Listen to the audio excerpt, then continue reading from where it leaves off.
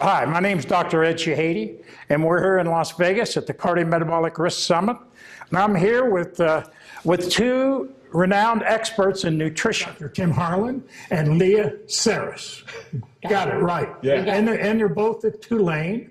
Tim is, both of them run a teaching kitchen there. Why don't you tell us about that teaching kitchen? So we've built the world's first permanent full-time teaching kitchen at a medical school. Right. We've developed a pretty broad curriculum for medical students, for the community. Right. We have an 8-module series for medical students. We run this kitchen pretty much full tilt. Right. We do 4 to 6 community classes per week. Every week, we teach medical students, we teach residents, and we do continuing medical education. Excellent. Well, I went to one of them, a portion of it, and what I was impressed about, you had 4 pasta dishes. Right. And to me, the taste was the same, excellent. But the caloric content, the sodium content, so how do you make a difference? How do you do that, Chef Leah? Well, a lot of what we focus on is caloric density and nutrient density. And we talk about ways to take meals that people are familiar with. So in your case, talk about spaghetti. And we change that spaghetti so that it doesn't focus so much on the saturated fat coming from the meat and the extra calories coming from the meat. We start incorporating more vegetables, mushrooms to add some umami and meatiness back, as well as seasoning it really well. And we even add some lentils to that sauce. So we just show small changes, small ways to adapt food that people are already eating to make big impacts on health, but to still really taste great. So if I like the meat taste, that's what I'm used to, Yeah. you know, the meat sauce or meatballs, you can replace that with something a lot more nutritious. Exactly, and even just cutting out half that meat and incorporating mushrooms and onions and garlic is a good option. But if you can get to a vegetarian option, even better, but that's not necessarily a realistic first step for everyone. There was a question that I didn't get to answer because we ran out of time in the last session from one of the attendees here at CRS about, you know, her kids not liking vegetables. And how do you, you know, what do you do? Well, this is a great way to just sneak those vegetables in. Right. So rather than, you know, 4 ounces per serving of ground beef, you have 2 ounces of ground beef, you have mushrooms, onions, peppers, etc. That, you know, it's sort of stealth vegetables, if you will. Right. Excellent. You now have, you've been working with the Cardiometabolic Syndrome, the Summit here for a couple of years, and you now have a certified program. So I can come here, and if I want to, or in Las Vegas, or when I go to New Orleans at the meeting, Tulane, become certified in culinary medicine. Can you tell us about that? So we started this program back in the spring. We've had about 50 or so people sign up already. It's a 60 credit hour certification program, very academically rigorous, all evidence-based. The foundation of it is Mediterranean diet, but we teach about everything from celiac disease to coumadin use to food allergy. It's a very broad program, and there's a hands-on component required. 4 modules, hands-on in the kitchen. We do that here at CRS. We rent the Culinary School here in Las Vegas. We also do programming in New Orleans, as I mentioned, and then we do programming all year. Our next event, for instance, is in the second weekend of November. We'll do, I think, 7 modules that weekend. And in addition to those 12 credit hours from the 4 modules, the rest of the 60 hours, the other 48 hours, are a combination of didactic, like the sessions you've been attending at CRS. I think we have 9 hours or 10 hours available at this conference. And then online, we have, right now we've loaded about 30 credit hours online, and we'll keep growing that.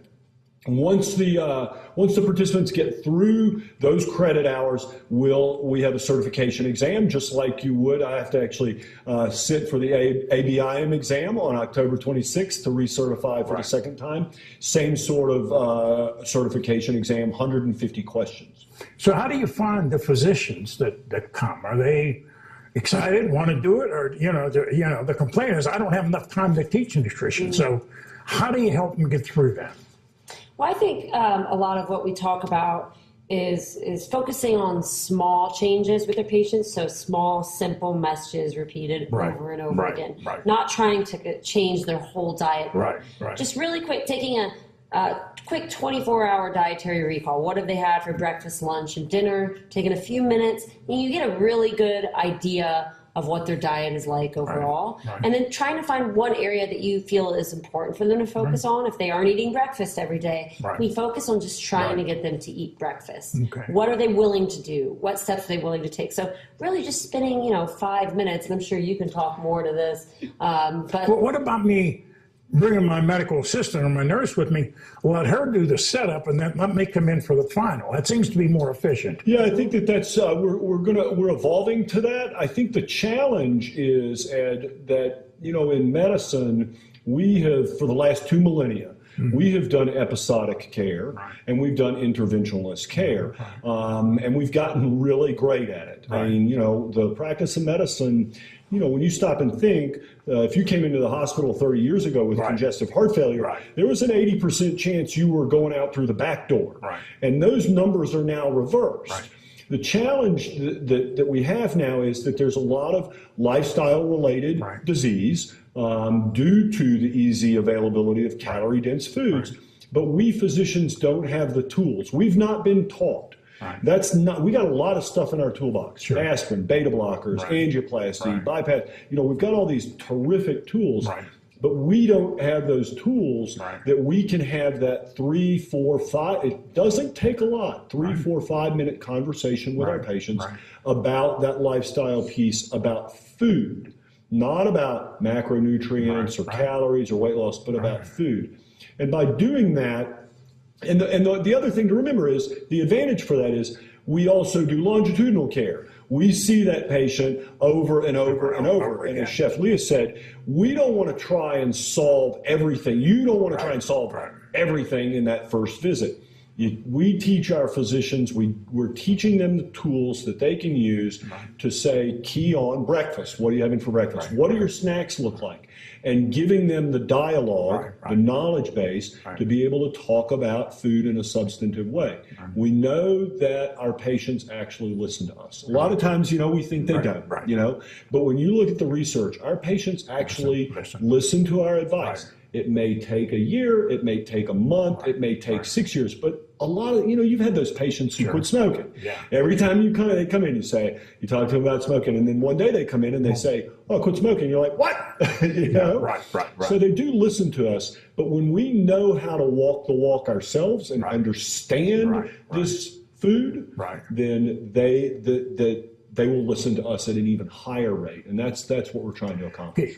Patients sometimes say, okay, doc, that's fine, but that diet you recommend costs more money. So please dispel that myth. I'll let Chef Leah start. Yeah, that's an absolute myth. Yeah, and I talked about that a little in our presentation today. An easy way to cut down costs is by cutting down on focusing on just meat all the time. We have a very meat-centric diet. When we incorporate legumes and more vegetable-based proteins and more vegetables, especially if they're seasonal, it ends up being very inexpensive. In all of our classes, we aim for our recipes to be under $2.50 a portion. And that's cheaper than what anyone's spending at McDonald's. But I also think there's another part of it that's about the choices that people make. And I think they may be resistant to just making those choices. And, you can buy a 2-liter of soda, or you can buy a head of broccoli that'll feed a family of 4. You have that choice to make. So we have to help inform them on what those good choices are to make, and try to push them in that direction. So no, it's not true, but we have to educate them on how to do that. Well, I like the point you made about it. We see them longitudinally, because it's not only true for nutrition, like diabetes, it's for all the other things, medication adherence, understanding their disease. So those are good points. Well, maybe in closing, any little pearls about helping me psychologically instead of being overwhelmed as a primary care doctor with, I'm going to do it in small portions and that's going to be as effective? Think about it as the cycle through the day with your patient. Do a 24-hour diet recall. So most of us can't much remember past. So it's about 9 o'clock right now. In the morning, I pretty much know what I had for breakfast and dinner last night and lunch. I may not be able to remember what I had for breakfast yesterday. So do a 24-hour diet recall. Just scribble down. It doesn't have to be quantity or really complex. And use that information and snacks and liquid calories, because obviously a lot of our patients are eating calorie or drinking calorie-dense beverages. And then, you know, physicians are smart. I mean, you know, we got into med school. Most of us know at least some of this dialogue already, but it's making that dietary history just as important, if not really now more important than family history, more important than social history. You know, that diet history, because that is having certainly much more impact on our patients' health than whether or not their mom or dad had hypertension. You know? Right, and probably you're going to, what you're doing is telling me, you know, probably I've neglected doing it because I didn't have the confidence that I could help them. What you're doing is giving me the confidence I could help them, so I will ask the questions. And then the tools and the dialogue. We don't see that as any different of you looking at a patient and saying, this patient's diabetic, they have hypertension, they're over the age of 60, they need a baby aspirin. Okay? And you say, and what do you say to the patient? You say, I think you need to be taking this baby aspirin. So what I want us to be able to do is you ask the patient a series of questions. What are you having for lunch? And the patient says, I'm going to have a deli sandwich every day for lunch. And you say, start taking a peanut butter and jelly sandwich every day with a piece of fruit. You have just reduced their all-cause mortality by 25%. And that's impressive. That's anything you want to add to that, Leah? I think he's got it covered. Okay, well, wonderful. This has been very helpful, and I appreciate both your dedication to nutrition and helping healthcare providers do a better job at it. It's great being with you. Yes. Thank you so much.